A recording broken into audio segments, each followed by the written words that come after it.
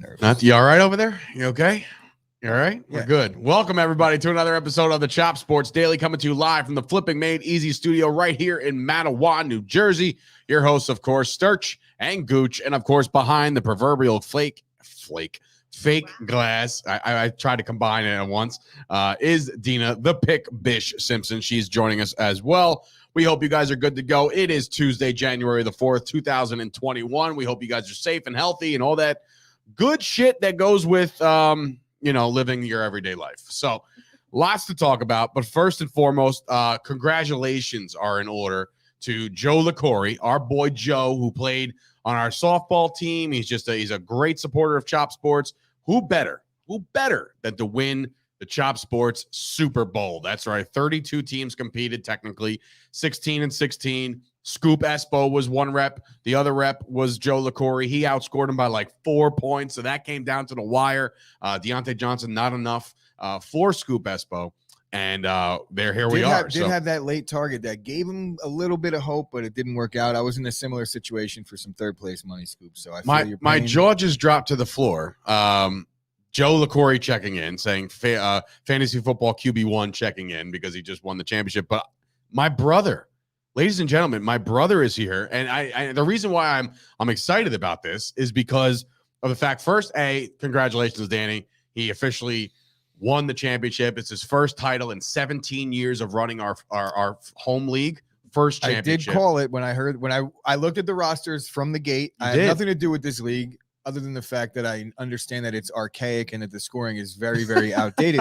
But I looked at the rosters and said, Danny's going to win right away, without blinking. And the Goostradamus was right. But I'm going to say that's the only thing I got right this entire fantasy season because I did not win any of the leagues. Yeah, Danny, you helped my fantasy acumen because my teams sure as hell didn't. QB2 is also here, Scoop-a-loop. So he's the loser of that game. It's hilarious. But the reason why I was so surprised is because earlier this morning at like 5:30, 6 o'clock in the morning, my brother was the recipient of a brand new, ladies and gentlemen, squeaky clean, brand new, shiny, new ACL. So he got his ACL repaired this morning. I thought for sure. Bud. What? I said, get well soon, bud. Yeah, man. It's gonna be a road. I've done it, so I'll be there as his ACL liaison, as Jimmy Palumbo would say. You know, somebody with experience of knowing that road ahead. I did it in the ring at practice. So my ACL can stretch. And when I say in the ring, yes, once upon a time I was a professional wrestler. Go figure that one out. All that fake stuff, and I tore my ACL doing it. But I say that because I was training to get back and rehabbing to get back into the ring. Danny's just needs to get back to work. So his recovery is going to be a lot shorter than mine. And he's a lot tougher than me. I'm bitch made. Yeah, I'll co-sign that. I will definitely co-sign that. I won't even get into how it happened. Well, obviously everybody knows how it happened by now. Thanksgiving Day football. So he gave it up to the football gods of Thanksgiving Day. So congratulations to Danny and his new ACL. So get well soon, and I'll probably see you after work today. Anyway, before we get going, as always, I do want to plug our Patreon. So if you want to support Chop Sports right now, and then I'm talking right to you, Joe LaCorey, with your new winnings, and I'm talking to James Rube, who last night, bro. James Rube.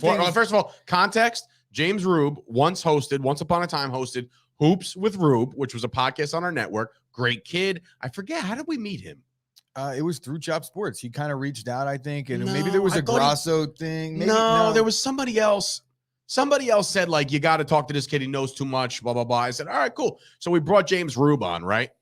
James Rube last night. Now, he always talked to us about being a daily fantasy guy. Loves daily fantasy. He would show me, like, 1,300 and like one time I think it was like $3,000. I'm like, wow, this kid is really good at what he does, right? Last night James Rube won $250,000 on DraftKings. That's a $250,000 cookie. $250,000 on daily fantasy. I absolutely love seeing things like that. Absolutely love it. Great. I don't know if this was a daily fantasy thing. I think this might have been best ball. I'm not sure because looking at the roster, he had Hawkinson in his lineup. And I think what it is you pick a team for the year. It was best ball. It's stuck there. And he accumulated points throughout the year because you can't make any changes. So it's technically season long? It is season long. I think in this particular game, it's season long. I'm not quite sure. I'm not like the most in-depth guy with best ball and how it all works. I'm sure there's different variations of leagues. But looking at the roster, I was like, that's not a daily fantasy thing. Because Hawkinson was in the lineup. He would have never put him in. Exactly. Unless he was running out of money and you put in a $0. But I'll tell you amount. what, that team that he had. Stacked. Burrow, Chase and Burrow. Pretty much carried him all year round. Jonathan Taylor and Cooper Kupp. Oh, my God. Yeah, and, dude. And he had AB. He won AB. AB, if it wasn't for AB, he probably wouldn't have won that title. AB throwing up the deuces, giving James Rube a $250,000 cookie. Unbelievable. But anyway, to be honest with you, yes, health and fitness professionals will be fixing my brother up. So that's right there. Dr. Sean Basinger and his staff, Katie, Brian, all those guys over there. Definitely give them shout out to those guys. They'll get it back. Oh, look at this. To come full circle, coached Rube in high school. Tough ass kid. Happy to hear he won. Yeah, man. He absolutely cleaned up last night, and congratulations to him. So I'm talking to him when it comes to Patreon as well. For as low as $3 a month, you can help Chop Sports get to the next level. We appreciate that. There are different tiers where you'll get percentages off of our merchandise. You'll get VIP access to our events, which, again, 2022, I plan on going full bore on going to every bar known to man to do some kind of live something. You know what I mean? Like, Chop Sports will be on the road. We're going to have a road team, and Dina's going to be our roadie. She's just going to be carrying all our shit, you know? Like, we're just going to be there like, where's my mic? How about this? Even if we don't do live events where we're on the mic, we just do events for specific things. Like if there's a Super Bowl party or a draft party, things like that. It doesn't have to necessarily be us calling the show. That's true. But us being there and having a good time and having some team building and things like that. I'm with it. You know what it is. But yeah, you'll get VIP access to that with a $10 thing. So there's so many ways to do it. Please go over there and do that. Now, as I talk about Patreon, there's also, being that it's the new year, okay, we do have a podcast network, which is adding 3 shows. And within the next 2 weeks, we're going to be adding 3 more shows to our podcast network. It's kind of how this whole thing started. It was us, and then it was Jimmy, and then it was Rube. Rube was one of the early guys. And then there was a couple other guys that started right off the rip, Squeaky Bum Time, the soccer podcast. Those guys all came on early, in which there was a lot of interest in advertisements. So we've had multiple advertisers come in and out of Chop Sports. I mean, from the start, we had, remember transportation. Oh, what the hell was LVC Transport? That's it. LVC that was Chris Romano. Like, we've had guys come in and out, but we also have had people stick with us throughout the whole thing. Joe Pizzamenti of Attitude of Gratitude. He literally now rents office right next door. Yeah, but as of the first, ladies and gentlemen, we are a clean slate. We are a clean slate right now. So if you're looking to advertise your small business, be sure to hit me up, hit Chris up. We have packages for everything. So basically, you'll have commercials. If you're watching this right now, you actually see the Flipping Made Easy logo in the corner of your thing. So that's another way to advertise. We also have our website. We also have, there's just so many avenues. Hit us up. Get involved with Chop Sports the right way. 2021, we're playing for keeps. So yeah, that's my advertisement plug.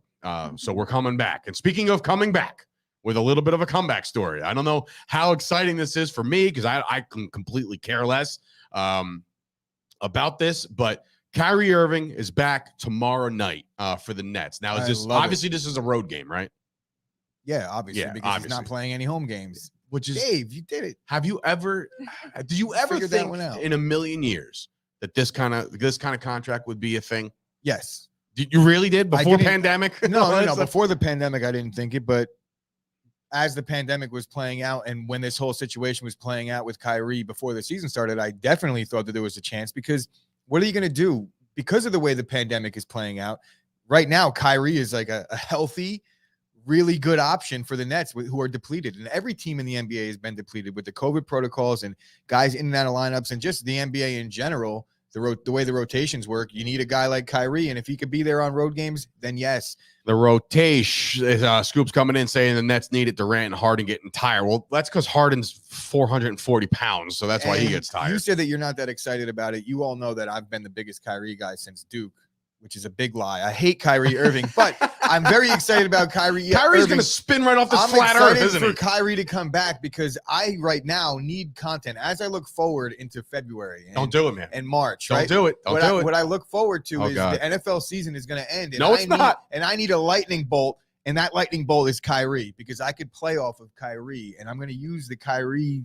I guess the pulse of how Kyrie is going, and I always keep it consistent. I've been on Kyrie's side throughout the whole vaccination situation. I do believe that Kyrie has some great points. That said, I don't like Kyrie. I think he's a cancer to the team. And him coming back, while it will help on the court, it won't help in terms of the locker room, I don't think. And I think the Nets are going to just can't get over the fact that the Nets are going to do this. But I guess when desperate times call for desperate measures, man. Like, yeah, bro, what are you going to do in the NBA right now? You're going to sign a guy to a 10-day contract? I wonder whose idea you got Kyrie out there just waiting to play games on the road. It's like, do you think the GM of the Nets or one of the scouts or whoever, Sean Marks, isn't he British? He's a little British, I think. He's something extra. I'm sure he played on the Mavericks. Maybe that doesn't mean he's not British. I mean, he's definitely foreign. Not foreign. Is that a word? Like, I know foreign's a word, but yes, I mean, like, Dave, foreign is a word. I'm looking up Sean Like, Marks. I don't think of British as foreign because they speak English. I guess that's the thing I'm looking for. In any event, he's only able to play. Wait a minute, I'm saying he'll be able to play at home in April. Why is that, Scoop? So is that a thing? Is there a rule change? I guess maybe like the elections happen, like something with the election, and where they no longer care about COVID. I have no idea. I don't know if that's an actual thing. Is Sean Marks? Oh, so just in time for the playoffs, he thinks regulations will change. He's from New Zealand. All right, so he's not British, but he's whatever the New Zealand accent is. What? They're Kiwis. Also, they're Kiwis. Also, Sean like Marks, the fruit. No, Kiwi is like that's what Israel Adesanya is. He's like that's like okay. Well, in any event, Kyrie Irving is back. The Nets are I'm sure the fans are very excited about this. He is a halfway player right now. He's probably getting half his salary right now, I'm assuming. Like he's not getting full pay for this. I'm right. I mean, you can't. I don't know. There's no way. There's no way, bro. There's no way. I don't know. I mean, for God, if he beat the system like this, Kyrie Irving 1, NBA 0. It's Kyrie 1, NBA 0 regardless at this point because he wasn't getting anything last week, and now he's about to be at least getting half. And he had a staring contest with the Nets in the NBA, and guess who came calling? He fought the law, and the Kyrie won. Kyrie has like kind of, I wouldn't say he's come out and changed his stance. He definitely didn't change his stance, but he's like talking back his words a little bit, where he's saying that he's not anti-vax. He's never been anti-vax. He just is doing this for the people. And I mean, like, he does have good points. You don't agree? Bro, do you realize what's happening right now in the world? Yeah. Like, people were fired for not being vaxxed, and now they're letting people work with COVID. So I don't want to hear it. Like, he's going to change his tune because everybody else has changed their tone. No, you know what I'm saying? I mean, but he really hasn't. He kind of hasn't changed his tune. You just said he did. No, I'm saying like he was saying like he wasn't prepared. Like he knew it was going to come, but he didn't exactly understand like the scope of how bad it was going to get for him over the last couple months. And Aaron Rodgers could attest to that too. I knew Aaron Rodgers would have to be lumped into there somehow, some way. So I love Kyrie now. Yes. So big 12 fan over here is big fan of 11 now. Anyway, so moving on. Who else? There's somebody else coming back. That's right. Big play Clay coming back to Splash Town, right? I mean, last night, we watched the Warriors kind of do their thing, and you were up very late talking to Kyle back and forth about the Warriors, or was that this morning? That was late. Okay, I didn't check the timestamp. I did text you after midnight about the Rube thing because I couldn't hold that. I was like, dude, like, what just happened here? We just watched somebody win $250,000. No, Kyle, we know him. Kyle thinks that I'm just gonna die on this Steph Curry is the best player in the world hill. I said this. Look, it was 20 games into the NBA season, and we had a conversation before the show. And we were talking about like, damn, what are we gonna talk about today? I looked at the NBA standings. I was like, the NBA is about a quarter of the way through. Let's do quarter of the way marks and talk about who the best player in the world is right now. And at that time, it was Kyrie. I mean, shit. It was Steph. Definitely wasn't Kyrie. But at that time, it was Steph. Kyle tuned into that episode, and he heard me gargling Steph's balls, I guess. So he decided that he was going to attack me every single time Steph missed a three-pointer, which has been a lot lately, unfortunately. So ever since he broke the record, he just can't hit threes anymore? It's not that. He just shot bad yesterday, and the Warriors still won. So that's his thing. Did they win by 10? He's saying that when Steph plays bad, the Warriors still win because he's saved by a great defense. Now, maybe that's the case in some games, but there's been a lot of games where defense as a whole, not Curry's defense. No, well, that's what I say in return to that. But Steph got them clamps. Oh God, no way. Steph is the best two-way player in the world. No, he's not. Yeah, but pause. The point that Klay Thompson has a chance to be when he comes back. Well, this kid, I feel like Klay's been out for like 4 years. Yeah, he's been out for 2 years. But look, even Klay Thompson coming back to this Warriors team, if he's a shell of himself and he's not a great perimeter defender, which he used to be, arguably one of the best in the league, if he just posts up and does like the mellow corner threes thing on that team, just add another shooter to that team. It just makes them more dangerous. He doesn't have to come in and do too much. They're already kind of an NBA contender right now. They're, I guess, third as far as Vegas is concerned. In the West? Who's going to win? Or overall? Overall. Oh, wow. About who's going to win the whole thing. Maybe even higher than that right now, but the last time I looked, it was third. Klay Thompson coming back. What do you expect out of him early? Me? Yeah. I mean, he's got to be I think right now, like when he first starts and gets on the court, he's not going to be Mr. like, score a bunch of points. Like he's going to be a guy that you have to pay attention to. Like, He's that's what I'm saying. Like a decoy at first. Like let him get his facilities going. And then he didn't forget how to shoot the three because we watched him in warmups the other day. He hit like 39 billion threes in a row. Right. I know it's warmups, but still, it just showed me like Klay Thompson still got a shot. Yeah. Markelle Fultz isn't hitting 38 threes in warmups, or I think it was actually 28. Jordan Poole is balling. I agree. Jordan Poole. That's what I'm saying. That's coming from Stimmy OG. When Klay Thompson comes in right now, he doesn't have to go in there and be this big, important factor for the Warriors. He could go in there, get like 16 minutes, kind of ease his way back into the rotation, and then come playoff time, if he's healthy, because that's the other thing here. Klay Thompson is an all-world player, but like you said, he hasn't really played in 2 years. Do you think Achilles, ACL? Was it both? Both. Holy shit. All right. I was going to say, do you think NBA, the sport of basketball, might be the hardest to come back from an ACL injury? Because I mean, bro, you talk about shifty shiftersons. You know what I mean? Like I think so. I think so to some degree. Like football receivers, fine. Like you got to be shifty. I think it if depends, you're a lineman, just get depends upright. on a lot. But the NBA season is a grind, man. I don't think people understand what it's like. People think that the NBA is soft. It's anything but soft. It really is. It's just stop, Dave. I mean, but go play. It's just changed, is what I'm saying. It's just changed. The toughness of these players have changed. You got to admit that. The 90s basketball was different. Guys were built different. No, people were getting elbowed in the eye socket and staying in the game. And tell me that guys, like to a man, men are tougher then than now because the rules are different. Like if the rules were the same in the NBA players would still be playing in it because that's where they're going to get paid. Do you understand that, right? Like it's the commissioner, it's the refs, it's the way things are being called. That's what's not tough about the NBA. It's the way that coaches are coaching. Fine. Because look, if the rules were the same, then I would assume that LeBron might even be better, because then he can body up and just literally use his frame. As a LeBron and I hate hater, LeBron, right? I don't understand like LeBron would be a bully if he played in the 80s. And anybody out there who's saying that LeBron wouldn't be an all-world tight end, you're silly because he does stack up to the intangibles and the athletic ability, and he would probably be really good. I watched him playing in high school. Like the kid had ability. So it's not like, would he make it in the NFL? I don't know. Yes. I don't know about all that. We don't have to get into that because that's a whole ass conversation. You know what league he might make? I did not write this down, but I saw the announcement last night that the XFL is 365 days away from training camp in 2023. The Rock took the Instagram last night. I have never been excited about a single extra football league. CFL's coming back? No, the USAFL. USFL is coming back. Like I said, I just have never, like all the time, I'm just I know barely watch college football because I don't have time. I don't have time to watch. Well, here's the reason why I'm excited about extra football. One, I love football, right? So like football is my favorite sport.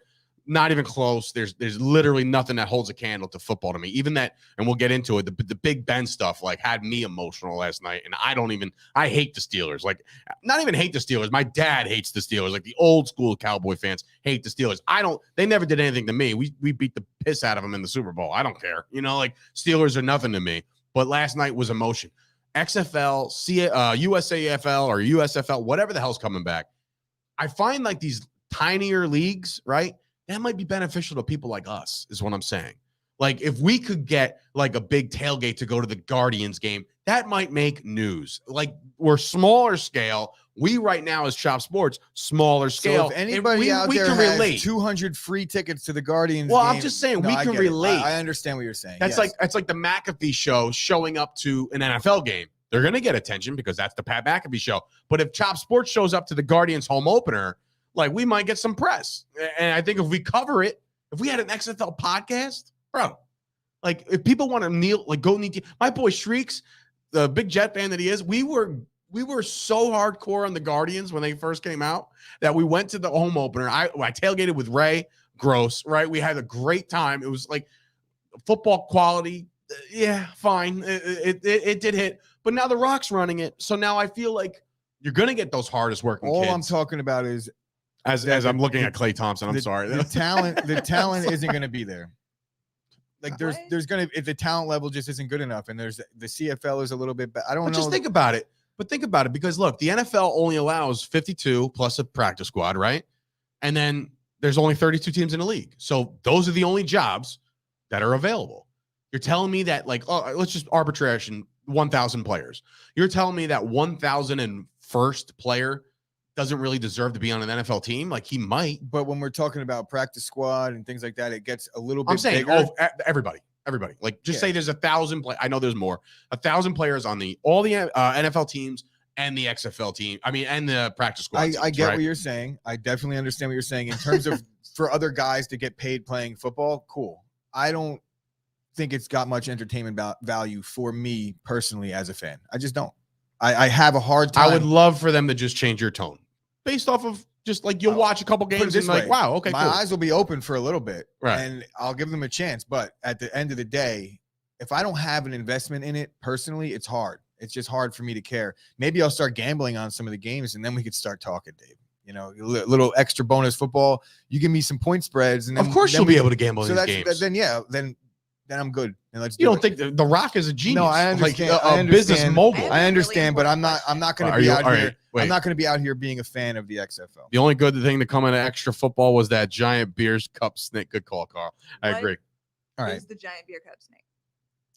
It's when from the top deck to the bottom deck, they did a whole snake of cups, and then they just poured it all the way down, like from the top. It was something that the crowd, like, look, the crowd got more into it than the game did. But look, national broadcast picked that up. People found out about that thing real quick. I think so too. It's like the parallel in the NFL that the minor league baseball has, where it's kind of just gimmicky thing. Is owed. I don't think it's worth it. Scoop is owed $800 or $700 based off of fantasy football. Scoop, if you want to buy a season ticket, that's probably what they're going to cost for the whole season for like 15 tickets. So you can probably go out there and do that for us. That'd be great. That would be your contributions to Chop Sports outside of the bottle of vodka that I've been chugging every other night. The sauce has the ticket up for the XFL. See, that's hilarious. I'm telling you, that's going to be a thing. You want to talk about rigged football? We're talking about The Rock and the XFL and like Vince McMahon. The Rock only turned heel like 15 times in his career, so you never know. I'm just saying, coming from the sports entertainment industry, he might be. You want to know who? You want to know who might be playing in the XFL? Our boy that we talked about yesterday, Antonio Brown. Antonio Brown is still with the Bucks as of right now. Off. I was like, all right, then we'll get behind it. Listen, it could, right? You never know. But all right, Antonio Brown still in the league, still on the Bucks. The Bucks have verbally said, we're done with you, right? But they've not filed any paperwork. They haven't done anything.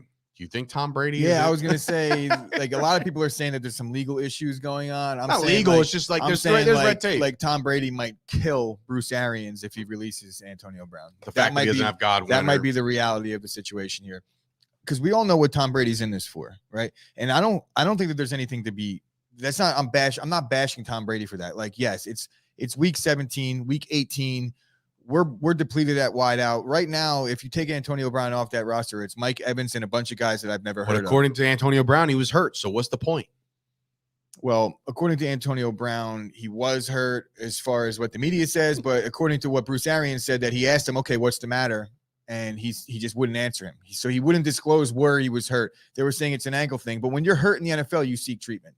Bro, so you go to the blue tent. Skipped off the field. I get it. There's no injury. There's people trying to make excuses and say that, I've had a knee injury that you could put weight on it, you could skip on it, but no, good.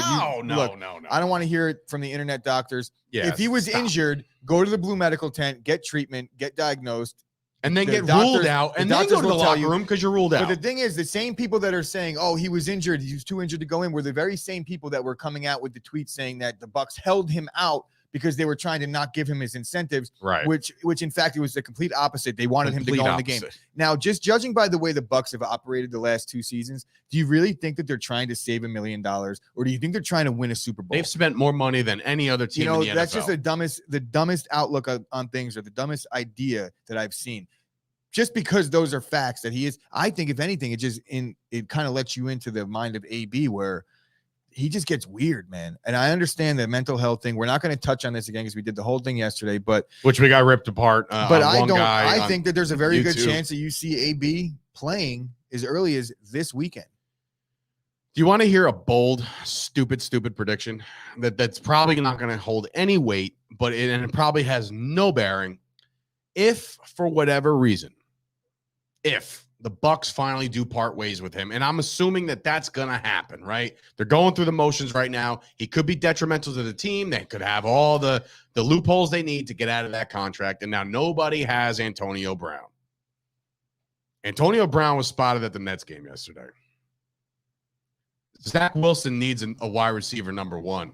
Could you see Antonio Brown in New York? No, because Antonio Brown is not going to go to a team to win 6 to 10 games or 6 to 8 games, possibly. I'm giving the Jets a lot of credit for next season. Yeah, well, the Jets have a lot of money. The Jets have a lot of money, but Antonio Brown is not at an age right now, and there's a lot of receivers that are going to be coming available in the next year or two, where if you want to spend that money, it's not going to be on a cancer like Antonio Brown.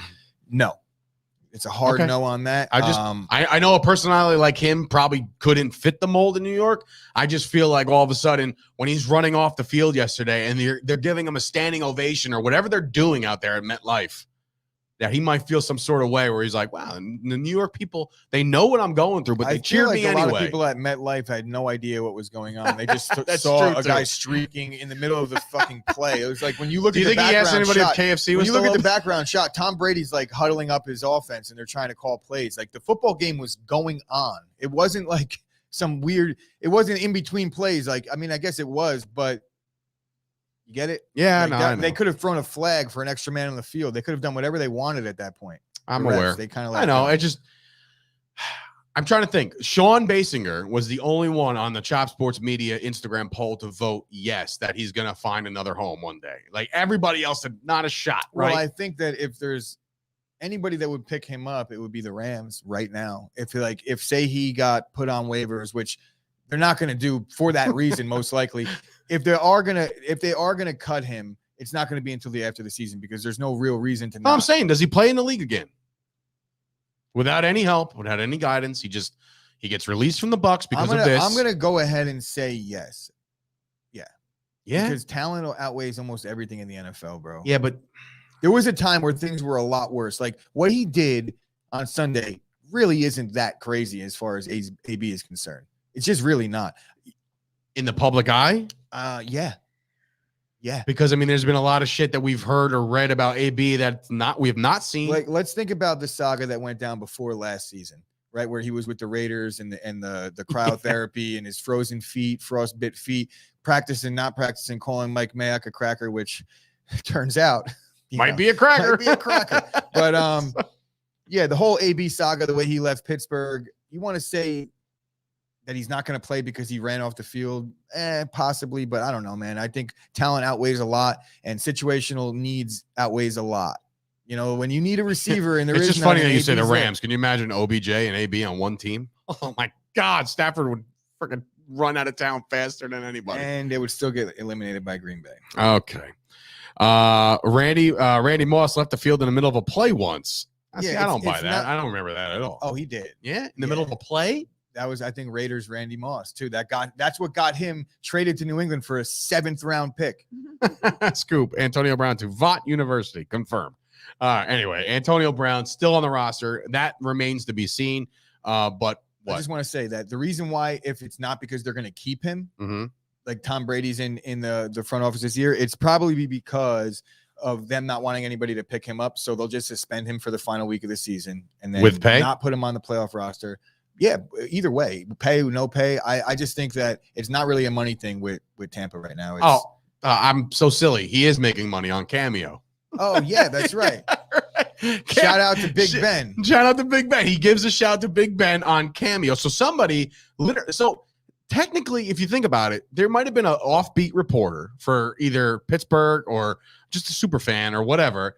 Instead of saying like, hey, can you say happy birthday to my nephew? You know, like he instead said, can you give a shout out to Ben Roethlisberger on his career? And that's what he did. He was like, oh shit, $200. I guess I got to do this Cameo from the back of an Uber. He didn't sound like a crazy person. He did not. He did not. But that's what scares me, bro. That's what scares me about this guy. That all of a sudden he went from all the way up here to all the way here. I mean, I don't recognize. I'm not a doctor. I can't diagnose, but I'm just saying. The truth of the matter is I don't recognize any of his behaviors to be scary. I recognize them as being behaviors that are conduct detrimental to the team. Like that's literally what it is. But he's not out here scaring people. He's farting on doctors' faces, but he's not fucking robbing people. He's not beating. I don't know if he's beating his girl or not. There has been speculation, but besides that, like AB doesn't seem like a scary piece of shit guy. He's just a douchebag. Did Gooch listen to his rap song yet? Scoop was asking. Of course. Was it good? Any good? No. Any better than Shaq? What? Come on, I know you're a big Shaq guy. You're a big Shaq fan. Bars. Shaq drops bars. But anyway, last night. Oh wait, hold on. You're telling me the Eagles wouldn't try to reach out to Brown to just that's make what the I'm playoffs? saying. I think. Stop that. I don't know if the Eagles would because I just don't think that necessarily fits. But I do think that the Rams possibly would with Robert Woods being out now. And 100%. I do think so. At least one team would. And if one team didn't want him because they wanted him, there's a potential that a playoff team would add him just so somebody else that they might have to match up against didn't. That happens. So they're playing keep away with Antonio Brown at this point. There's not going to be a team that signs him because he won't be available, but the Bucs are holding on to him for dear life. So I don't know. Maybe there's something more to the story that we're not knowing. Maybe there is a reconciliation. Maybe there is a Tom Brady factor. Yeah, there could be a lot. There could be a lot. Think is the most likely. But we went from the most bizarre thing we've ever seen to him possibly suiting up in the first round. I know, and but the reality is, and we're guilty of this too, is there's always the overreaction, right? Yeah, of course. And yesterday was Monday. You heard Tom Brady after the game. He wasn't like, "Fuck AB." He was like, "Look, we got to support AB in this time." Like he's coming, sleeping home tonight, which is I think it's Tom Brady's. Yeah, it's actually Brady's house. So I don't know if that's still a thing, but he knows the code to the back door. They're buddies. I don't think Tom Brady wants to see AB leave town just yet. Well, speaking of football, there was a game last night, and we all had to sit through it because it ultimately was a bad game of football until, the story here was obviously Big Ben. We'll get into that in a second. But another story that needs to come out and be on the forefront of this is the Browns lose to the Steelers 26-14 last night, or in Dina's case, 14-26, which she was given the AJ warning. Don't ever do that again. Don't ever say the lower score first. Noted. Dina has taken notes and she's making sure she doesn't do that. We did say that we almost fired AJ over that because he was doing his what we call it? Just a sports minute. When he was doing baseball scores, he's like, the Rays lost to the Tigers 10-11. And I'm just like, what the fuck is he doing? But anyway, AJ, we miss you, buddy. But AJ was not a fan of Baker Mayfield last night. And neither was any Browns fan. Can you justify him getting a big payday at this point? Because that's what he's due. He's due for a payday. So he is. Baker's done in Cleveland, I think. That's a bold statement, dude. That's a bold statement. I don't think he might not be done after this year, but no, they're not going to. No, I'm saying his contract's up, dude. It's up, then he's done. I think it's up. How old is he? I think what you get out of Baker this year. No, I think he's got at least one more year at that fifth option because he's a first-round pick.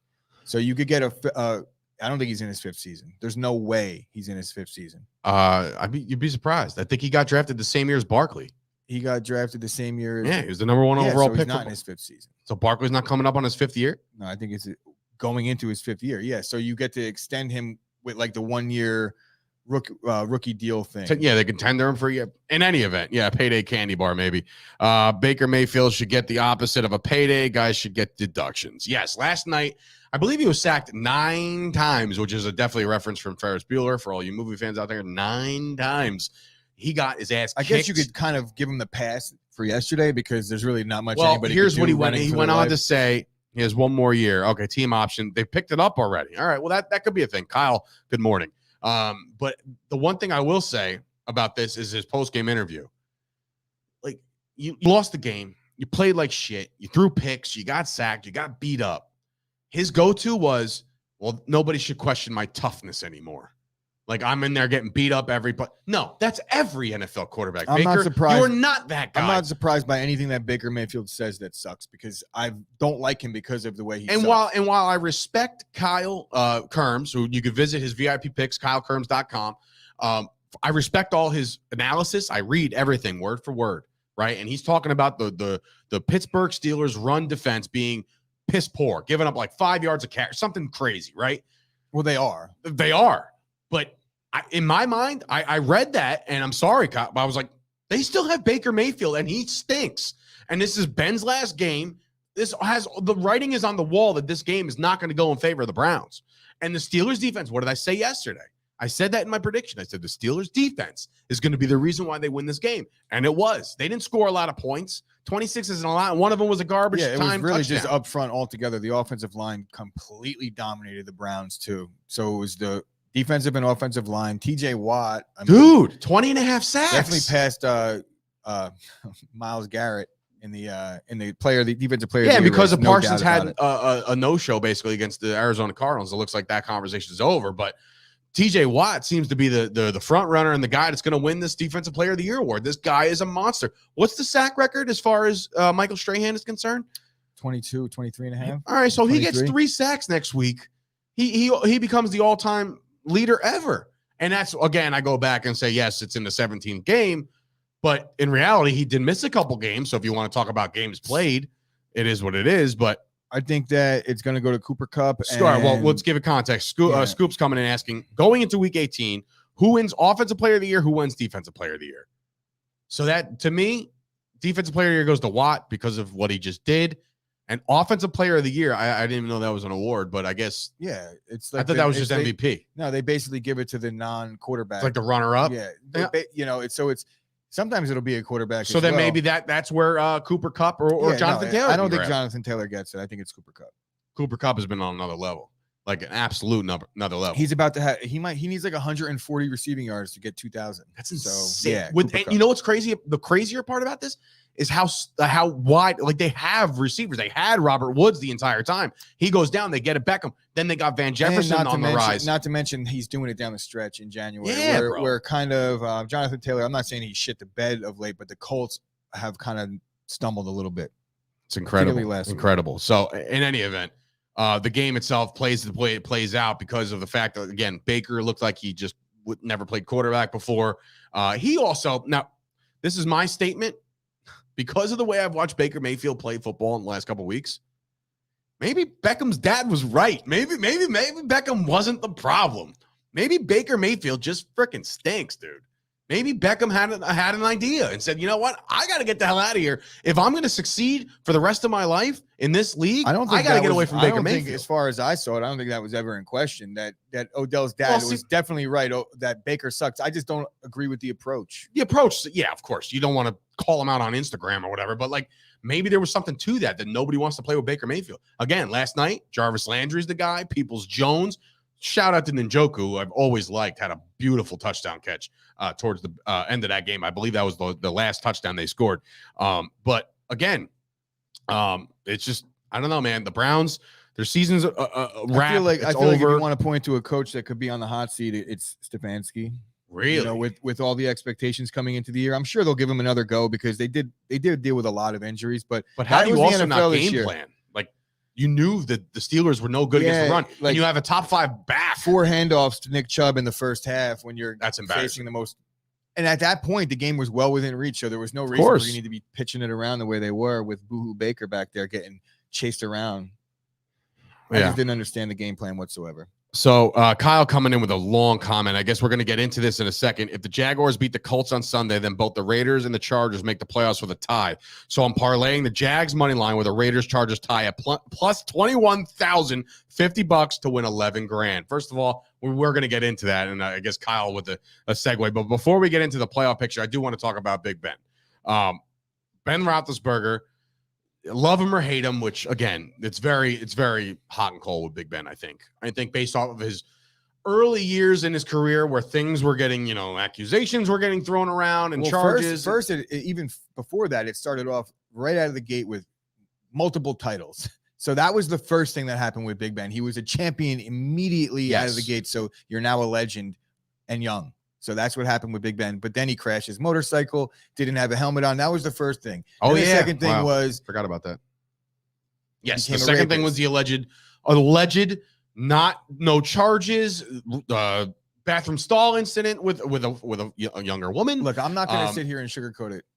I think Big Ben's a piece of shit. Okay, well that's on you. So yeah. I listen. I'm not one of those guys that say, well, if there's no charges, he's okay. Like, obviously, his early years Much like, and I'll compare this, and I don't want to compare it in a way where everybody's like, I can't believe you just said this. But like, remember when Jeter first came around and he was partying his ass off for like the first 2-3 years of his career? And people were like, whoa, what is this kid ever not going to be in a nightclub? And then finally George said, hey, bro, you're about to be the leader of this New York Yankees club for the next 20 years. Pump the brakes on banging all these girls. Like yeah, do all that. But Roethlisberger may have made mistakes. You should definitely not compare Big Ben to Jeter, but that's all I'll say on that.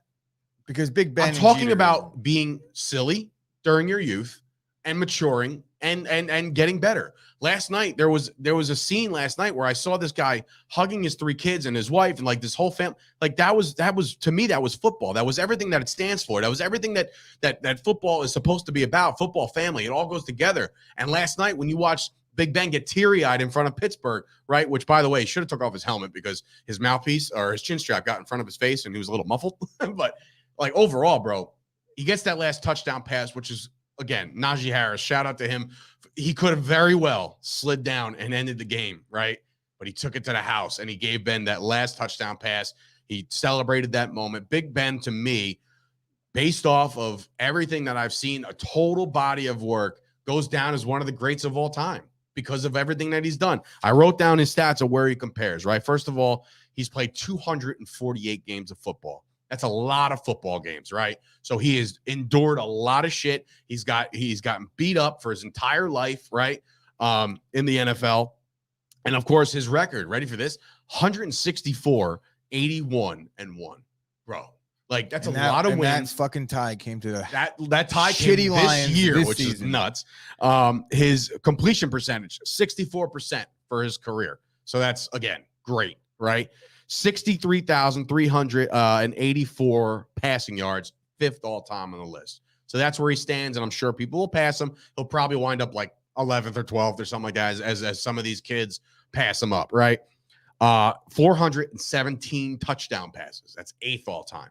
It's a lot of touchdown passes. Look at this ratio, 417 to 210. It's almost a 2-to-1 ratio. It's pretty damn good, right? And then, of course, he gets the Super Bowl win. He beats the Seahawks, and then he loses to the Packers, right? Hall of Fame. He's moonwalking. Yeah, I don't disagree with the fact that he's a Hall of Famer. Or is he going to get Vince McMahon to do his Hall of Fame? Oh, Jesus. What you sent me today, I sent it to my boy. I think it was on Greg Ghetto already. Gronk. Ghetto Gronk. Go look up Ghetto Big Gronk. Ben. It's I'm fantastic. just going to do it. No, don't do it.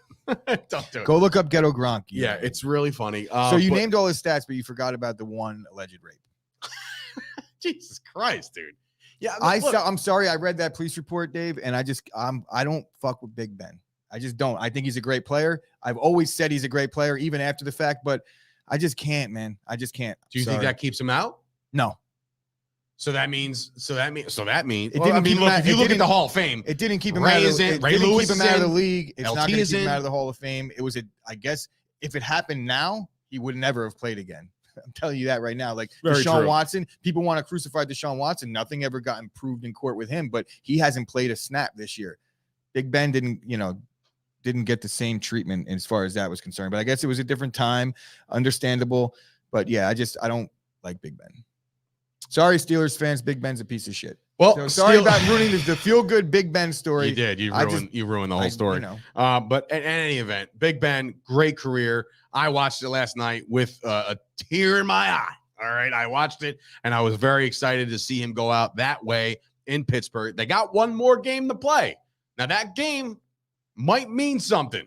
Okay, yeah. we segue from Ben to the playoff race because here is your current playoff picture right now on your screen. This is right now updated as of last night, right? So clearly, we'll go over the seeds real quick. Tennessee, we're talking about the AFC first. Tennessee is number 1 in the AFC right now. The 2 seed is Kansas City. The 3 seed right now is the Cincinnati Bengals. The 4 seed, the Buffalo Bills. The 5th is the New England Patriots. The 6th right now are the Colts. And the 7 seed right now are the Chargers. Going over to the NFC, the Green Bay Packers already clinched the 1 seed. We all know this. The 2 seed right now is the LA Rams, a matter of fact. Number 3 is Tampa Bay. Number 4 is Dallas. Number 5 is Arizona, whoever loses the NFC West is going to be the number 5.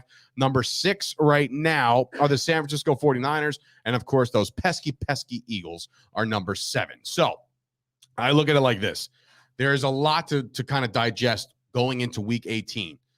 So right now in the AFC, there technically is 4 teams vying for 2 spots, right? Yeah. There are clinch, win, and in scenarios right now in the NFL.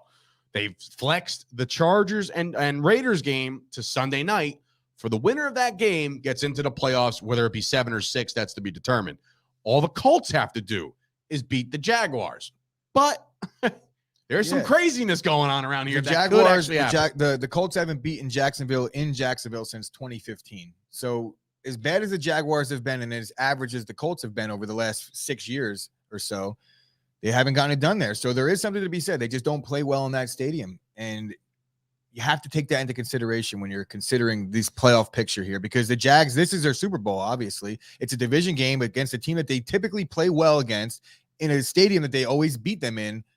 I think that there's something to be said. I think Jacksonville has a shot money line wise, and Kyle was talking about it in his. Now, this is a real thing about the whole tie situation, right? Yes. You read this. Yes. So if I read it briefly, you went a little deeper. If the Colts lose, the Raiders and the Chargers, all they have to do is kneel the ball the entire game, and both of them get in and eliminate Pittsburgh. So the Pittsburgh Steelers need them to play the game, which I'm sure they're going to play the game regardless. But if I'm a coach of either of those 2 teams, do you not approach it? Say the Colts lose, right? And now it's like, all right, it's 7:30. Now, are they timed correctly? What do you mean? Okay, yeah, because they're the Sunday night game. It's the 8 o'clock. Holy shit. What are they going to go to triple overtime? No, they'll tie at that point already. So right. If the Colts lose and you're the Raiders and the Chargers, do you go into this game and you say, screw this? Like, I'm not risking anything. Let's just kneel it the entire game. Obviously, you would never see the NFL would explode. Do I got to Herm Edwards you here and say you play to win the game, right? Like, I understand the logistics of it, but like, why would you want to do anybody a favor? Why would you be the Raiders and say, we can both get in, or I can say like, you know what? Why don't we just win this goddamn game? We're in the playoffs. Why would you do anybody a favor? Is like you're doing yourself the favor. You're not getting injured and you're advancing into the postseason, which is what the goal is. So if you could, it's like an extra bye week. Yeah. Always. I mean, clearly they're not always take it. They're not going to do it, but I would maybe proposition the NFL and say, look, Sunday night give would me be some atrocious. incentive. I need some money. All of a sudden they flex that game to Sunday night because of the ambiance and what's behind it. It's almost like the producers with Larry David and Mel Brooks. You ever see the Curb Your Enthusiasm episode where you could make more money off of a flop than you can a hit? I think that it would blow up the internet if they actually did that, where so many people would actually be tuned in to be like, wait, is this really actually fucking happening right now? It would be better for ratings, even though the NFL would probably be pissed at it. I think it would work. Goodell would lose his mind. Yeah. He would lose his goddamn mind. Like that, I cannot believe this somehow played itself into a scenario. That's how you know, ladies and gentlemen, that as many of you people want to go out there and be like, well, the NFL is fixed. If it was fixed, they wanted to put the scenario in there. I do want to say one thing, though, about one team that I do see in this group of 4 helmets. There was like, I guess it was about 5 weeks ago where Dave was like, Pittsburgh's dead. I said, they're definitely not dead yet. You're like, no, their season's over. And now here we are. It's week 18 and Pittsburgh's helmet's still up there. Yeah, their helmet's still up there, but come on. They got to win. The Colts got to lose. Like, you guys said the Raiders were dead too, though. I didn't say the Raiders were dead. You said their feel-good story was over. No. My brother said the feel-good story was over. I bet on them last week. I know I don't think it was last week. I think that there was a couple weeks ago before the Cleveland game. I mean, as soon as they beat Dallas, I knew there was life. And that was Thanksgiving. When the Raiders lost to the Giants, I think we both were in agreement that team was dead. Was that before the Dallas game? That was before they just went on their three-game run. Okay, so maybe I did say once upon a time, right after the Dallas but game. Then they beat up on Dallas on Thanksgiving, and I said, "All right, I want the Raiders to go to the playoffs." Oh, I want to say that the Raider game was after Thanksgiving. I mean, the Giant game. Yeah, it's possible. I don't know. I don't think so, but in any event, the Raiders are still alive. They win and they're in. The Chargers win and they're in. The Colts win and they're in. The only team that doesn't control anything are the Steelers. They got to win and then they got to help. Everybody else just kind of shits the bed. But moving on to the NFC. Right now, the spots are kind of locked. The Dallas Cowboys, in a personal rooting interest for me, can move up all the way as high as 2. The only way they do that is if the 49ers beat the Rams and the Carolina Panthers beat the Bucks and the Cowboys beat the Eagles on Saturday night. Can that all happen? Sure, it can. But then I look at the Cam Newton-led Panthers or Sam Darnold-led Panthers. Whoever is quarterbacking for the Panthers, it doesn't matter. They suck. So therefore, that won't happen. However, the Cowboys can move to 3 with a Rams loss and an Arizona loss, because if Arizona jumps up, then they'll win the division, and they got the head-to-head over Dallas too. So then Dallas would just chill at the 4. So the 1 through 4 are literally going to be the Packers, the Bucks, the Cowboys, and the winner of the West. We all are aware of that. But the loser of the West, the Rams and the Cardinals, will be the 5 seed, and will play more than likely the Cowboys, which means we'll probably see another Cowboys-Cardinals matchup if all goes to chalk. Which again, I guess I welcome it. I'll be doing a roundtable tonight if you guys are interested in watching that with Blogging the Boys on their network, on their YouTube. We'll talk all about that tonight if you're interested in that. But the real question is it the Niners or is it the Saints? We've talked about this as the Saints potentially being the worst NFL team to ever get into the playoffs, because right now they're led by Taysom Hill. Kamara is whatever at this point. Their offense is abysmal. They really didn't do much. They had that game against the Dolphins in which the Dolphins looked like, hey, we could still be around in this thing. And then obviously they just kind of shit the bed as well. But right now, I'm thinking, to me, if I had to make a judgment call, that the Niners will probably take care of business. Or, you know what, I take that back. Maybe the Niners do lose, but the Saints also lose to the Falcons. Yeah, I think that the 49ers do have the Rams number, man. And Shanahan completely dominates McVay in the coaching head-to-head matchup so far in their careers. I really do like San Fran going into that game, but at the same time, it's just tough me seeing that San Fran has won, I think, 5 straight against the Rams. You got to think that they got something up their sleeve eventually, but the way they've been winning the games has been completely dominant. And if you see the way the Rams typically lose when they don't go well, they just can't stop the run. At times, they've been completely unable to stop the run at all. It's like they have some talent and they have some games where they'll step up, but the 49ers, they just haven't been able to do that too in the last couple of years. And you could tell them what you're going to do when you run the ball the way the 49ers do on the Rams, and it doesn't matter. I'm not breaking down the game because it's not Friday yet, but I do think that the 49ers do have a chance to win that game. I do too. Where is it? It's in San Fran? I don't know. I don't know yet. I think it's actually in LA. But we'll I see. do also think that whether they win or they lose, I think the Saints are probably going to lose this game as well. I just don't see the Saints as being able to get over that hump. And Atlanta, their season effectively ended last week, so they kind of know that going into against their most bitter rival, they could end their season as well. And I think that they're going to look to do that. Atlanta will play their ass off. It could be Matt Ryan's last game as a Falcon, so there is that element of things as well. Good point. We'll talk more about that later. But yeah, I think my gut says the 49ers. I looked at them as a playoff team since out of the gate this year. I don't think it's going to change. I definitely have to go back to me, you, and AJ's predictions now. I want to go back to that episode. I believe it's an Instagram post, unless you deleted it, because I know sometimes you go in there and clean out our Instagram. I haven't done it in a while. But I do want to see what we had these records as, just to compare, because I'm definitely curious. But it is what it is. You know, that's it. That's the playoff scenario right now. Week 18 has plenty of meaningful football. You know, the NFL is beating us over our head like it's the biggest NFL season ever. Why? Beep. What? Beep. What are you doing? Beep. Oh, I get it. Do you guys know what that sound is? Yep. It's the sound of the Dallas Cowboys backing into the playoffs this year. Dina cut me off yesterday because I was trying to do my soft close, and that's what I was doing. Yeah. So I just brought it out. Do you honestly think that's the thing? What? If the Cowboys win on Saturday, that's not backing in. Yeah, they just lost last week, so they're backing in. No. If they win this week, they're no longer backing in. They're not going to win. They're not going to win. They're playing the Philadelphia Eagles, and the Eagles can't get anywhere else but 7 right now. I think that that's going to be a sloppy game to me. The Eagles also placed about 44 guys on the COVID list yesterday. Oh, it's all lining up for an upset, baby. Oh, Jesus Christ. That's the same Eagles team that you don't want to see the following week, though. We can't. Oh, you can't. No longer can we see the Eagles the following week. Because you can't get the 2 seed? Well, we could, but that's, again, the likelihood of that happening are just very, very unlikely. But yes, if we get the 2 seed, then yes, we will find the Philadelphia Eagles in the wild card round. Unless the 49ers lose. You know what I actually want to happen? Just as a personal vendetta and like just against the Eagles. I want the Eagles to get they already at the 7, right? And they're going to play the 2, which it could be the Bucks, could be the Rams, could be the Cardinals. In any event, whoever they play, I want the Eagles to win. I want them to go to Green Bay and get the shit kicked out of them. So then the NFC Championship game could be Dallas and Green Bay. That's what I want. Yeah, I don't want the divisional round bullshit. That there's no merit to that. For me, that's nothing.